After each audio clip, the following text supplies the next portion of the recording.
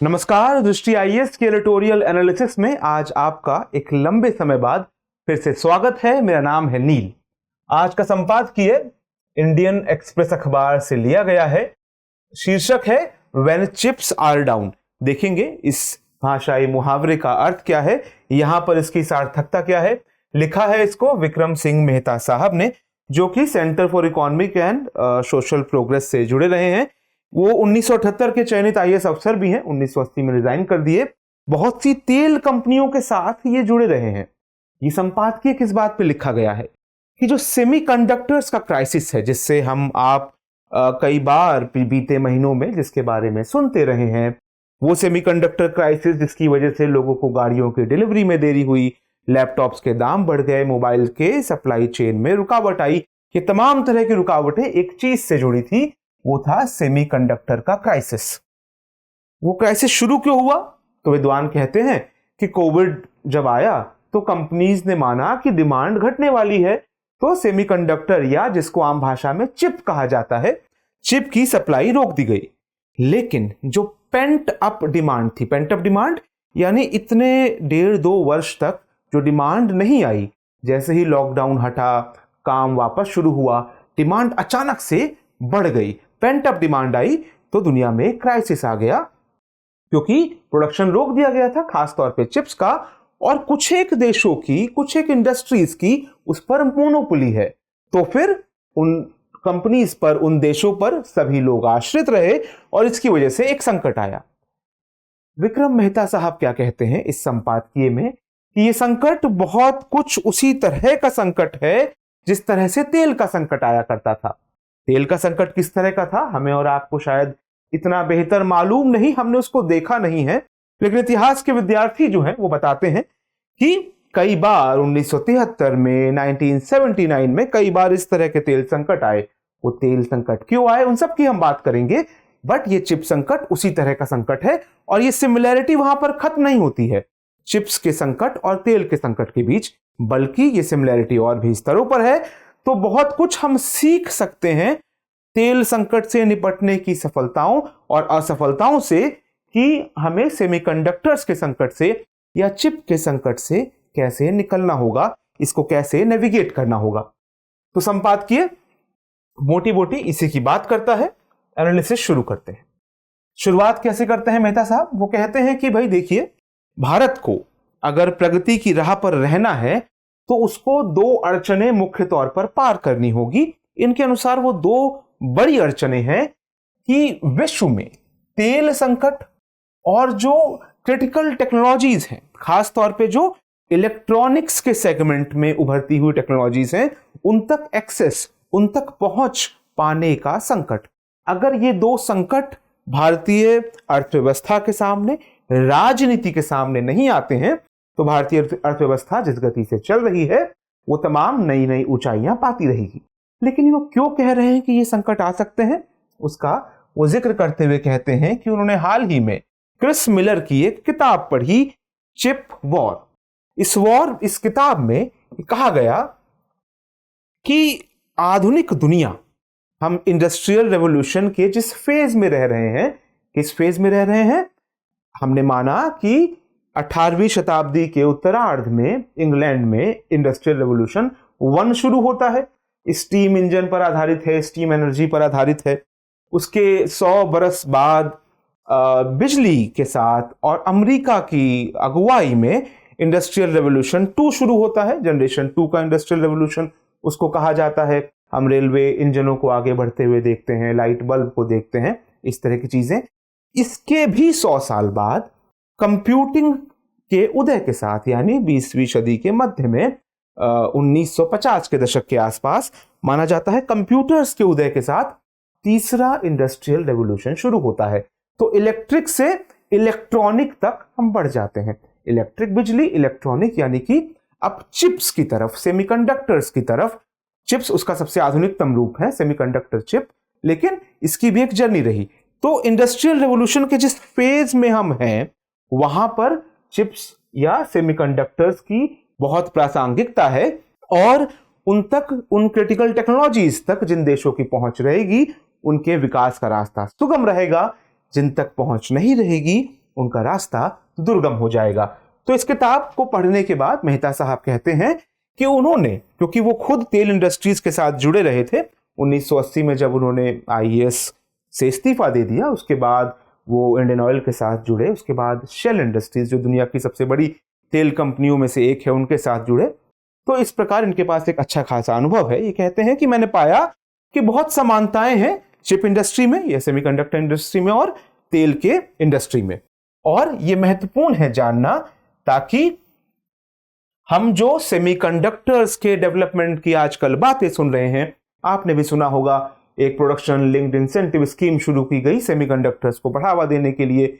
76,000 करोड़ भारतीय सरकार ने, ये कैबिनेट ने मंजूरी दी कि 76,000 करोड़ रुपए हम इस पे खर्च करेंगे। आप अंतर्राष्ट्रीय राजनीति की खबरों में अगर दिलचस्पी लेते होंगे तो आप देखते हैं कि वहां की सीनेट में ये बवाल मचा रहता है कि एक समय दुनिया के 70-80% सेमीकंडक्टर चिप्स पर हमारा एक एकाधिकार था, आज वो महज 20-22% रह गया है। बहुत हद तक चीन, कोरिया, ताइवान के पास ये अधिकार चला गया है। तो वो लोग फिर से अपना इन्वेस्टमेंट बढ़ा रहे हैं। उग्र राष्ट्रवाद का भी एक तरह से दौर है, कम से कम अर्थव्यवस्था के क्षेत्र में ऐसा लगता है। तो उन सब बातों के आधार पर मेहता साहब कहते हैं कि हम समानताओं को देखें ताकि कुछ निष्कर्ष निकाल सकें, कुछ लेसन्स सीख सकें। किस प्रकार की समानताएं हैं? अगर मोटा मोटा बात करें तो दोनों ही इंडस्ट्रीज बहुत कैपिटल इंटेंसिव है। कैपिटल इंटेंसिव यानी कि इनको शुरू करने भर में बहुत पूंजी लगती है, रिटर्न बहुत समय बाद आने शुरू होते हैं। साइक्लिकल है, कुछ समय हो। साइक्लिकल इंडस्ट्री कोई भी ऐसी इंडस्ट्री जिसकी कई साइकिल्स होती हैं, एक समय डिमांड का बूम रहता है, एक समय प्रोडक्शन का बूम रहता है, इस प्रकार का एक वक्र चलता रहता है, एक चक्र चलता रहता है, उनको साइक्लिकल इंडस्ट्रीज कहते हैं। ये दोनों ही इंडस्ट्री, तीसरी समानता क्या है, ये दोनों ही इंडस्ट्री अंतरराष्ट्रीय संबंधों पर बहुत अधिक आश्रित हैं। कैसे हैं उसकी चर्चा करेंगे। चौथी सिमिलैरिटी कि दोनों ही इंडस्ट्री भू राजनीति में आ रहे परिवर्तनों से बहुत अधिक प्रभावित होती हैं। वो प्रभाव बहुत सीधा सीधा देखने को मिलता है। कैसे मिलता है वो भी हम आगे चर्चा करेंगे। चौथी सिमिलैरिटी और पांचवी सिमिलैरिटी कि इन दोनों टेक्नोलॉजीज में एक टेक्नोलॉजिकल डायनामिज्म है, यानी कि तकनीकें इन दोनों इंडस्ट्रीज में बहुत तेजी से बदलती रहती हैं। तो आज की यथास्थिति को आधार बनाकर पूरी तरह से फ्यूचर के बारे में नहीं सोचा जा सकता। अगर आपको समझ नहीं आया है तो आगे हम इस पर और बात करेंगे। ये 5 सिमिलैरिटीज हैं इन दोनों इंडस्ट्रीज के बीच में। पहली सिमिलैरिटी से अगर शुरू करें कि कैसे बहुत कैपिटल इंटेंसिव है, कुछ एक देशों का इस पर प्रभुत्व है, तो हम जापान मानते हैं कि तेल जो है उस पर लार्जली ओपेक है ना, ऑयल प्रोड्यूसिंग जो कंट्रीज हैं, 13 देशों का संगठन है, लार्जली इन देशों का प्रभुत्व है कि तेल का उत्पादन अमेरिका भी कहता है कि बढ़ा दो, तो ये कहते हैं कई बार। हाल ही में सऊदी अरेबिया के नेतृत्व में ओपेक ने कहा कि हम उत्पादन नहीं बढ़ाएंगे। तो इतना प्रभुत्व है इनका। तो माना जाता है कि इन 13 ओपेक के देशों का, और सुपर मेजर्स जिनको कहा जाता है, सम्मान से सुपर मेजर्स कहा जाता है, अपमानजनक भाषा में बिग ऑयल कहा जाता है, कि ये बड़ी बड़ी कंपनियां हैं, ब्रिटिश पेट्रोलियम, बीपी, शेल, इस तरह की तमाम कंपनीज हैं जो कि अंतर्राष्ट्रीय स्तर पर तेल कितना प्रोड्यूस होगा, उसकी कीमत कितनी रखी जाएगी, इस तरह की चीजों पर फैसला लेती है।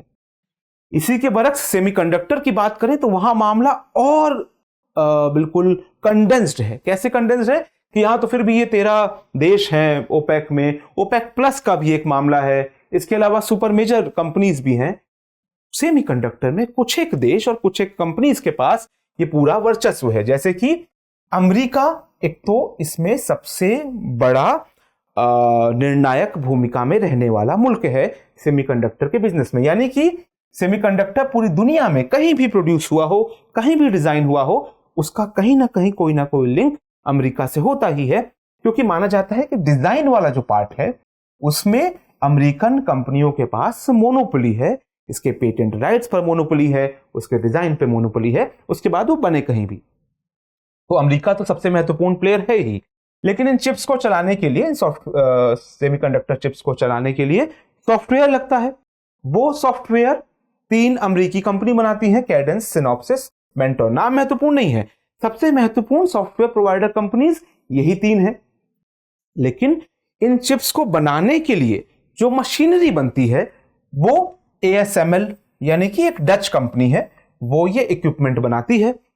तो हमने देखा डिजाइन पर मोनोपोली हो गई अमेरिका की, इसकी बनाने वाले इक्विपमेंट्स पर मोनोपोली हो गई डच की। लेकिन डच अगर मशीन अच्छी बनाते हैं तो चिप्स भी वही बनाते नहीं।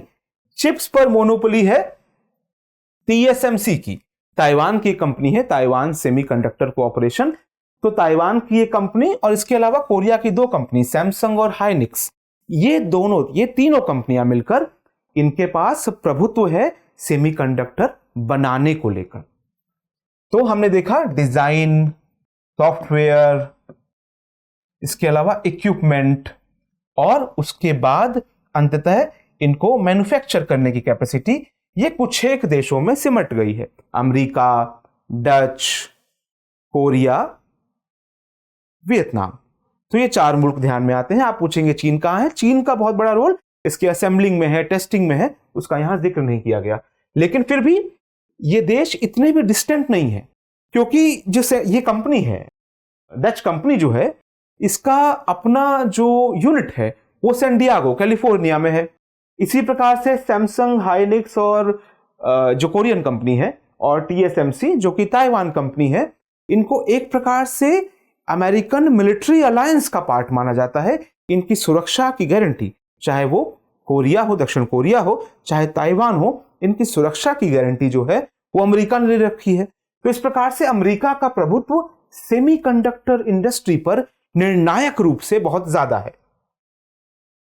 लेकिन इसका मतलब यह नहीं है कि अमेरिका अकेला है इस कॉग में, यानी कि मतलब इस पहिए को घुमाने में अमेरिका की इकलौती भूमिका नहीं है, निर्णायक है, इकलौती नहीं है। उदाहरण के तौर पे उस किताब में मिलर साहब आर्ग्यू करते हैं कि मान लीजिए कि ताइवान की जो कंपनी है TSMC, जो फैब्रिकेट करती है चिप्स को, जो बनाती है चिप्स को, किसी भी कारण से, चाहे उस पर चीन हमला कर दे, वहां पर अर्थक्वेक आ जाए, इस प्रकार का कोई दुर्भाग्यपूर्ण गतिविधि हो जाए जिसके कारण ये चिप्स बनना बंद हो जाए, तो क्या होगा? दुनिया की और पूरे विश्व की 1/3 कंप्यूटिंग पावर, जो कंप्यूटर्स चल रहे हैं पूरी दुनिया के, वो 1/3 कंप्यूटिंग पावर अचानक से कम हो जाएगी। 5G नेटवर्क जो पूरी दुनिया में बनना शुरू हुआ है, बढ़ रहा है, वो कोलैप्स हो जाएगा और ट्रिलियंस ऑफ डॉलर का इकोनॉमिक लॉस होगा विश्व में। तो भले ही अमेरिका की इतनी निर्णायक भूमिका है सेमीकंडक्टर की दुनिया में, लेकिन फिर भी अगर कोई संकट आता है तो वैसा संकट भी हो सकता है जिसको रोकने में अमेरिका सक्षम नहीं है, और वो पूरे विश्व को इतना नुकसान पहुंचा सकता है। तो हमने देखा कि तेल और चिप्स इंडस्ट्री में एक समानता तो ये हो गई, कुछ अलग बातें भी थी, लेकिन फिर भी मोटी मोटी एक समानता है कि कैसे कुछ एक देशों का, कुछ एक कंपनियों का इस पर प्रभुत्व है। इसके अलावा हमने दूसरी बात की थी कि दुनिया की जो भू राजनीति है, जियोपॉलिटिक्स है, वो इन दोनों इंडस्ट्रीज के कोर में है। तेल के बारे में ये बातें सब जानते हैं, मैं केवल दोहरा रहा हूं कि दुनिया की जो बड़ी शक्तियां हैं, उन्होंने तेल के बड़े बड़े जो उत्पादक देश हैं उनके साथ अपने संबंध ऐसे बनाए, चाहे वो भय पर आधारित हो या फायदों पर आधारित हो, ऐसे संबंध बनाए ताकि उनकी एनर्जी सिक्योरिटी एंश्योर हो सके। या कई बार उन तेल उत्पादक देशों ने इस भूमिका का ऐसे इस्तेमाल किया कि वो तेल उत्पादन करते हैं, इस भूमिका का ऐसे इस्तेमाल किया कि पूरे विश्व को वो दबाव में ला सके। उदाहरण क्या है? 1973 में, ये बात उस समय की है, यौम किपुर युद्ध चल रहा था इजराइल और अरब देशों के बीच में। तो अरब देशों के एक अगुवा बनते हुए सऊदी अरब ने उन तमाम मुल्कों को जो इजराइल का उस युद्ध में सपोर्ट कर रहे थे, उनको तेल उत्पादन करने पर रोक लगा दी। दुनिया में पहली बार ऑयल क्राइसिस देखा गया, 1973 का इसको क्राइसिस माना जाता है। उसके बाद दूसरा क्राइसिस 1979 में जल्द ही आ गया, जब ईरान में क्रांति हुई थी। उसकी चर्चा हम कभी और करेंगे, बट इस तरह के क्राइसिस देखने में आते रहे। यह माना जाता है कि अमेरिका का इराक पर जो हमला था 2003 में, वो बहुत हद तक इस मंशा से संचालित था कि एक तेल उत्पादक बड़े मुल्क पर उसका इनडायरेक्ट आधिपत्य हो जाए। या उसी प्रकार से सबसे हाल में हमने जो उदाहरण देखा है कि रूस ने यूरोप को की जाने वाली गैस आपूर्ति, जो वो नॉर्ड स्ट्रीम 1 पाइपलाइन से करता था, उसमें एक बड़ी कमी ले आया है रूस। क्यों? वो कह रहा है यूरोप से कि आपने हमारे यूक्रेन पर हमले के चलते हम पर तमाम सैंक्शंस लगाए, तो ये हमारा जवाब देने का तरीका है, उनका बाह मरोड़ने का तरीका है यूरोप की, कि हम अगर आपको गैस देना बंद कर देंगे तो आपके यहाँ गैस संकट हो जाएगा, आपके यहाँ जनता उद्वेलित हो जाएगी बढ़ती कीमतों से, विकराल सर्दियां आने वाली हैं यूरोप में, उस दौरान जब लोगों को गर्माहट नहीं मिलेगी लोग सड़कों पर उतर सकते हैं। तो इस प्रकार से हम देखते हैं कि तेल को कई लोगों ने वेपनाइज भी किया है। इसको कहा जाता है वेपनाइज करना, यानी कि एक ऐसी चीज को अस्त्र में बदल देना जिसको अस्त्र में बदलने की कल्पना भी नहीं की जा सकती थी। इसी प्रकार से अगर हम सेमीकंडक्टर्स की बात करें तो सेमीकंडक्टर्स को भी एक टेक्नोलॉजी कोल्ड वॉर जो छिड़ गया है उसके अंग के रूप में देखा जा रहा है। ये टेक्नोलॉजी कोल्ड वॉर किसके बीच छिड़ा है?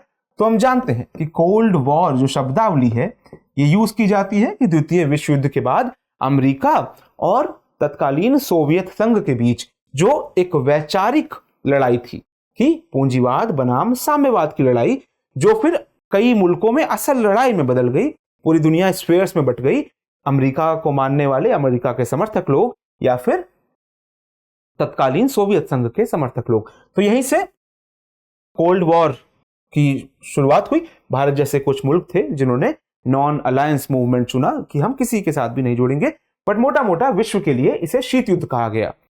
अब एक टेक्नोलॉजिकल शीत युद्ध कहा जा रहा है, यानी कि ये तकनीक के क्षेत्र में लड़ा जाने वाला युद्ध। क्या हो रहा है इसमें?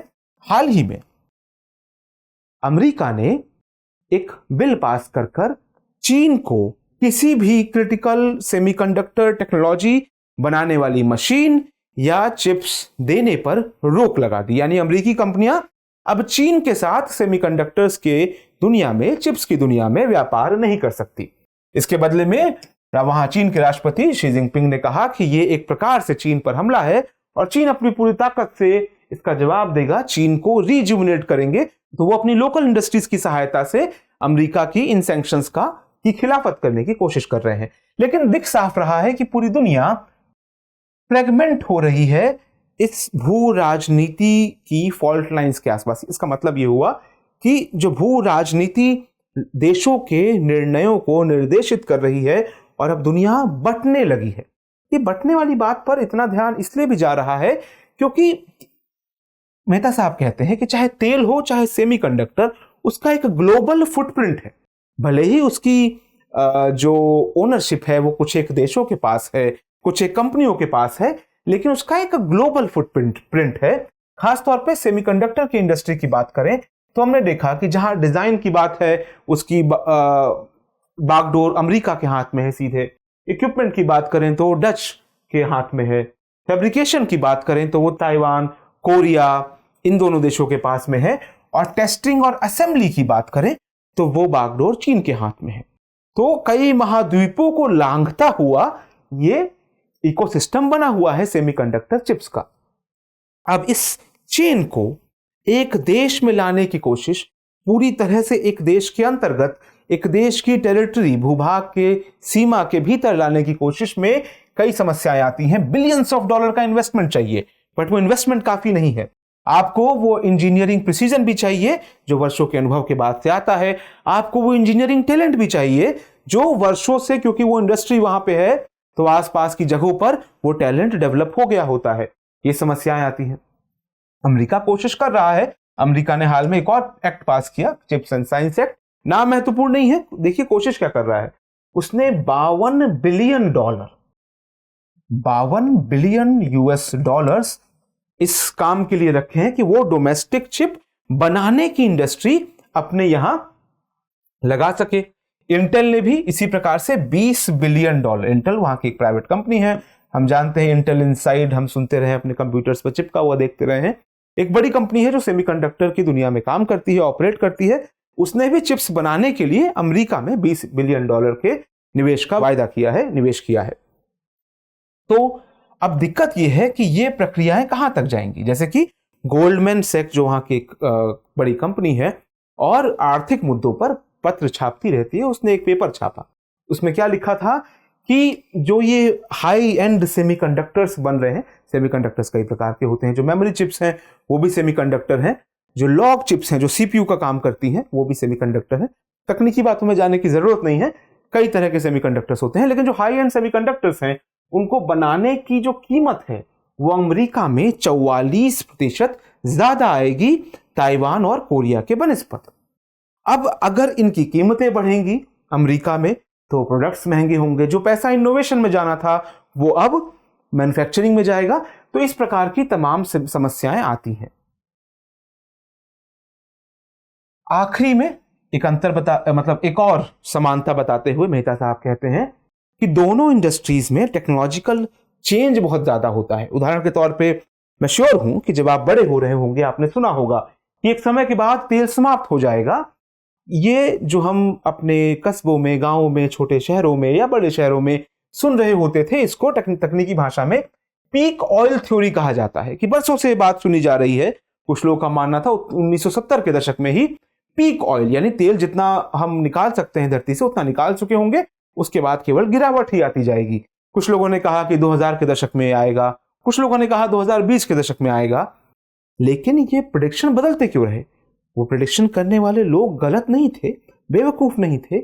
समस्या केवल एक थी, वो लोग ये बताने में, ये पहचानने में चूक गए कि तकनीक जो है उस तेल को निकालने की वो लगातार बदलती रहेगी।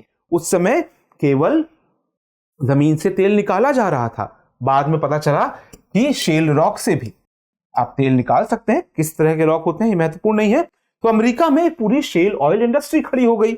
इसके अलावा पता चला कि आप गहरे समंदर में से भी तेल निकाल सकते हैं। उस समय नहीं निकाल सकते थे जब तेल बहुत सस्ता था। अब निकाल सकते हैं जबकि तेल की कीमतें बढ़ चुकी हैं, तो उन गहरे समंदर से भी तेल निकाला जा सकता है। तो इस प्रकार से तकनीक लगातार बदलती है और हम बहुत तय तौर पर कुछ कह नहीं सकते कि आने वाले समय में किस प्रकार की तकनीक उभरेगी। उसी प्रकार से सेमीकंडक्टर में भी यही होगा। ये बात क्यों महत्वपूर्ण है? ये बात हमने आपको क्यों बताई? ये बात बहुत महत्वपूर्ण इसलिए है, जैसा कि एक तो मिलर साहब कहते हैं कि जो देश दूसरे देशों में बन रही चिप्स की डिजाइन को या उनके चिप्स बनाने को तरीकों को महज कॉपी कर लेते हैं और सोचते हैं कि वाह हमने बहुत बढ़िया काम कर लिया, वो देश पिछड़ जाएंगे। चिप वॉर वाली अपनी किताब में मिलर साहब कहते हैं कि वो इसलिए पिछड़ जाएंगे क्योंकि जो तमाम नए नए तकनीकी इनोवेशन हो रहे हैं उनको खुद कर सकने की क्षमता वो कभी विकसित नहीं कर पाएंगे। और आधुनिक विश्व, जिसको हम इंडस्ट्रियल रेवोल्यूशन के 3 चरणों की हमने बात की, कहा जा रहा है कि इंडस्ट्रियल रेवोल्यूशन 4.0 आ रहा है, जिसमें आर्टिफिशियल इंटेलिजेंस होगी, इंटरनेट ऑफ थिंग्स होगी, 5G इंफ्रास्ट्रक्चर बड़ी तरीके से फैलेगा, रोबोटिक्स में विस्तार होगा। ये सब आश्रित किस पर है? इलेक्ट्रॉनिक्स में आने वाले आमूलचूल परिवर्तन पर, चिप्स पर। तो इस इनोवेशन में जो लोग पिछड़ जाएंगे वो इस इंडस्ट्रियल रेवोल्यूशन में पिछड़ जाएंगे। लेकिन क्या इसका मतलब ये हुआ कि फिर हर देश अपने यहां उसको चिप्स को डिजाइन करने की, बनाने की, तमाम तरह की कैपेसिटी खुद ही डेवलप कर ले? जरूरी तौर पे ऐसा नहीं है। हम देखेंगे। पहले ये देख लेते हैं।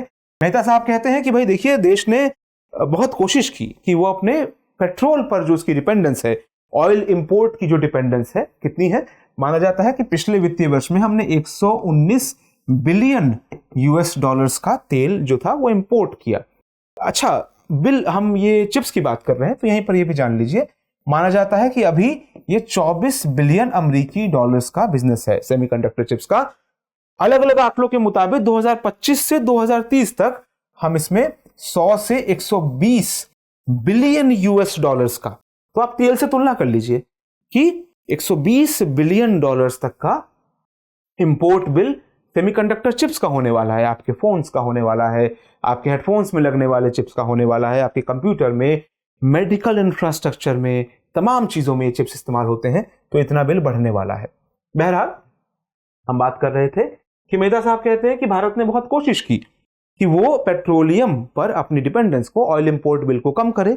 वो नहीं कर पाया। एक समय 1980 के दशक में 20% थी, आज ये डिपेंडेंस 80% हो गई है। इसका मतलब ये नहीं है कि 1980 का दशक बहुत अच्छा था।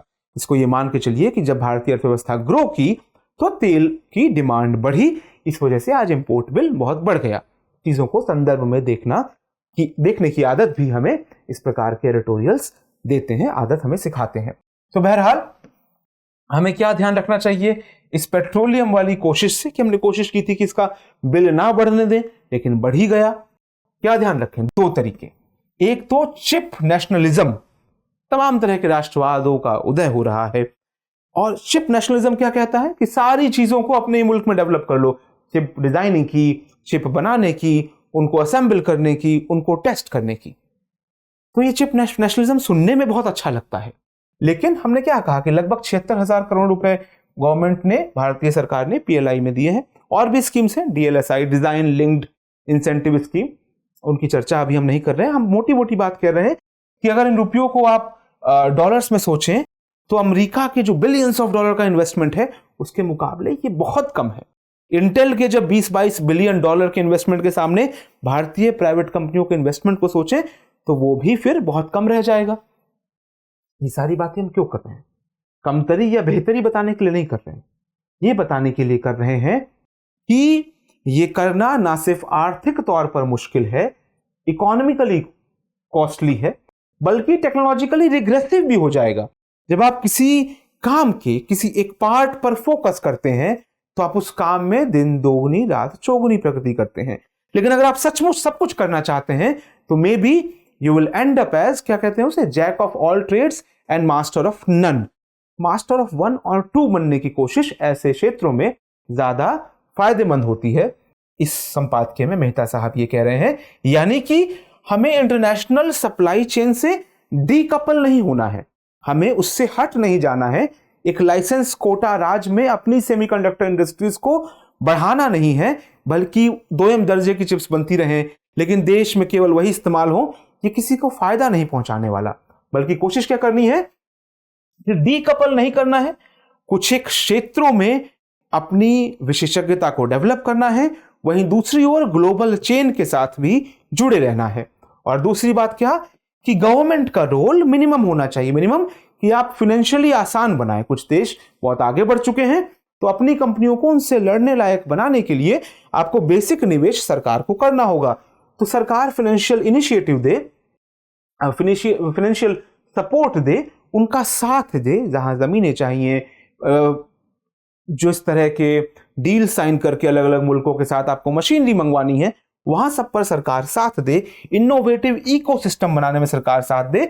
लेकिन ब्यूरोक्रेसी का डे टू डे वाला दखल कि हम एक लाइसेंस कोटा परमिट राज बना देते हैं सेमीकंडक्टर सेक्टर में नया, ताकि ये इंडस्ट्रीज यहां पे फल फूल सकें, बाहर की इंडस्ट्रीज इसको परेशान ना कर सके, उससे किसी का भला नहीं होने वाला। आपको अपनी विशेषज्ञता तैयार करनी होगी कि वो दुनिया के किसी भी फर्स्ट रेट काम करने वाले मुल्क के साथ कंधे से कंधा मिलाकर कॉम्पीट कर सके, जैसा कि सर्विस सेक्टर में भारत की कई आईटी कंपनीज ऑलरेडी करती हैं। तो ये था आज का संपादकीय। संपादकीय में हमने क्या जाना? संपादकीय में हमने जाना कि ऑयल सेक्टर और सेमीकंडक्टर चिप सेक्टर, इन दोनों में जो संकट ऐतिहासिक रूप से और वर्तमान रूप में आए हैं, इनमें कई प्रकार की समानताएं हैं। ये समानताएं हमने देखी कि कई स्तरों पर है, कैपिटल इंटेंसिव होने के स्तर पर भी, भू राजनीति से उलझे होने के स्तर पर भी। और हमने ये भी जाना कि इन लेसन्स को सीखकर हम सेमीकंडक्टर की अपनी भविष्य की यात्रा में जो इंडस्ट्रियल रेवोल्यूशन 4.0 आने वाला है, उसमें अपने उचित मुकाम को प्राप्त कर सकेंगे। तो बहुत समय बाद हमने अपना ये एडिटोरियल एनालिसिस कार्यक्रम फिर से शुरू किया है। आपको हमारा ये कार्यक्रम कैसा लगा? क्या कुछ बदलाव आप इसमें चाहेंगे? किन विषयों पर आप चाहेंगे कि एडिटोरियल्स की कवरेज ज्यादा हो? कमेंट सेक्शन में हमें जरूर बताएं। हमें आपकी प्रतिक्रिया का इंतजार रहेगा। नमस्कार।